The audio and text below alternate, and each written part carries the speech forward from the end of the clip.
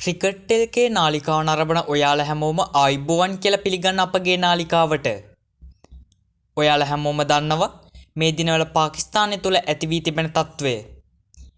ඉතින් මෙම තත්ත්වයට අනුව එක් දින තරඟාවලියේ ඉතිරි තරඟ ක්‍රීඩා කිරීමට ශ්‍රී ලංකා කණ්ඩායම ඔවුන්ගේ කැමැත්ත ප්‍රකාශ කර සිටියා.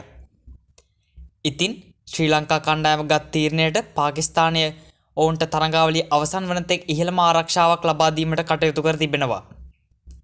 පාකිස්තාන ක්‍රීඩකයන්ද මෙම තීරණයට ශ්‍රී ලංකා කණ්ඩායමට ස්තුති කර තිබුණා. දෙවන එක් දින තරඟය සඳහා පුහුණු සැසියේද පාකිස්තාන ක්‍රිකට් ක්‍රීඩකයින් සහ පාකිස්තාන ප්‍රේක්ෂකයන් ශ්‍රී ලංකා කණ්ඩායමට ලොකු ගෞරවයක් දී කණ්ඩායම් පිළිගත්තා. ඉතින් දැඩි ආරක්ෂාවක් මැද ඊයේ දිනේදී එක් දින තරඟාවලියේ දෙවිනි තරඟයත් රාවල්පිණ්ඩිහිදී පැවැත්වුණා.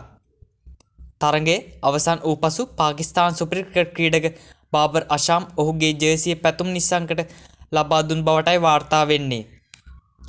මෙය මෙච්චරටම විශේෂ වෙන්න හේතුව තමයි ඊයේ දිනේ බාබර් අෂාම් රැස් කරපු ශතකය ඔහුගේ එක් දින දිවියේ 20 වන ශතකය වීමයි.